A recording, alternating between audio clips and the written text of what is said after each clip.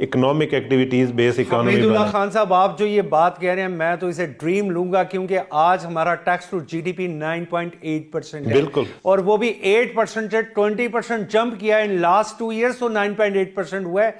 18 से 19% अगर पाकिस्तान का टैक्स टू जीडीपी हो जाए तो पाकिस्तान खुद आईएमएफ को नहीं बल्कि दुनिया के बहुत से मुल्कों को कर्जा देना शुरू कर देगा।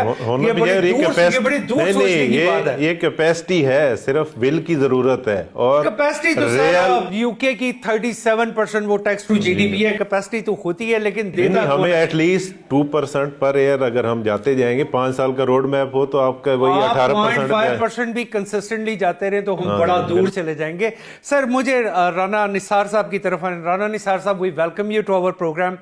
आपका एक बहुत बड़ा नाम है, पूरे एक शाह आलम मार्केट, वहाँ का बोर्ड और बोर्ड के साथ आपकी वहाँ पे एफिलिएशन, तकरीबन हज़ारों दुकानें हैं जो सुनने में आता है। जी राना साहब, पीरा फोर्स बनी है। एक पीरा फोर्स बनने के बाद एक बहुत ज़्यादा मार्केट में एक थोड़ा सा आया कि जी ये पीरा फोर्स इज़ दैट इफेक्टिव, ये सही काम कर रही है या इसकी ज़रूरत थी, या अगर आप वो अनफेयर मीन्स समझते हैं कि अगर एक बंदे ने दुकान ली हुई है, उस दुकान के आगे एक रेडी वाला है, उसके आगे एक और छाबड़ी वाला खड़ा है, यहां तक के वॉकवेज तक बंद हो गए थे, तो इसका पीरा फोर्स की इफेक्टिवनेस, आप पहले उसकी इफेक्टिवनेस और उसके असरात।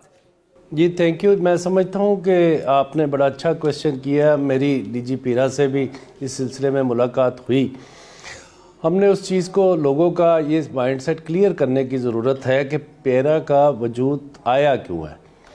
ये एक्चुअली था कि जब भी आपकी सिटी गवर्नमेंट किसी प्रोजेक्ट पे काम करती है या किसी इन्फोर्समेंट के लिए अपने जाती है, तो किसी तजावज़ात के ख़ात्मे के लिए जाती है, तो उसको मुतलका इलाके की पुलिस चाहिए थी। मगर वो था कि हमारा जो पुलिस सिस्टम है उसमें एक क्राइम का भी है, एक इन्वेस्टिगेशन का सेक्टर है, तो वो उसकी ऑलरेडी उनके पास जो नफरी है वो कम है। तो पीरा को एज ए इम्प्लीमेंट फोर्स लाया गया कि लोग जहाँ से हम थानों से, पुलिस स्टेशन से अगर हम अपनी नफरी लेते हैं वो ऑलरेडी वहाँ पे कम है, तो हम एक फ़ोर्स तैयार करें जो कि इस काम के लिए जो सिटी डिस्ट्रिक्ट गवर्नमेंट की मावनत करे, उसकी हेल्प करे। राना साहब, लेकिन क्वेश्चन ये है कि क्या पेरा फोर्स इफेक्टिव है और इसकी जरूरत क्यों पेश आई? यानी कि वो वाकई तजावजात थी या ऐसा चीज थी कि जिसकी वजह से इस फोर्स की जरूरत थी? जी डेफिनेटली जी, तजावजात तो हमारा तजावजात के ख़िलाफ़ हमेशा से यही स्टांस रहा है कि तजावजात जो हैं वो नहीं होनी चाहिए, जो कि इलीगल लगी हों। तजावज़ात अब देखें, हमारे नज़र में जो हमारा शाह आलम मार्केट है तकरीबन 45,000 शॉप पे शाह आलम मार्केट बोर्ड मुश्तमिल है। एक आइटम है जो हमारी गुड्स कंपनी से, जो दूसरे शहरों से, बड़े शहरों से आती हैं, वो वहाँ पे आके अनलोड होती हैं।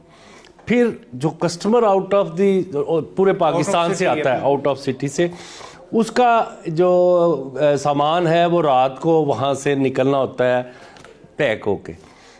तो वो एक आपने सुबह माल अनलोड किया, एक आपने रात को लोड किया, तो इसको हम तो तजावजात पे नहीं लाते। ये तो नहीं, ये तो ठीक है, गुड्स ट्रांसपोर्ट। अच्छा, अब एक चीज़ होती है फिक्स, जो है फिक्स, मैं समझता हूँ जो आपका रोड्स को डिस्टर्ब कर रही है, जी उसके लिए देखें सिटी डिस्ट्रिक्ट गवर्नमेंट का MCL ऑलरेडी था।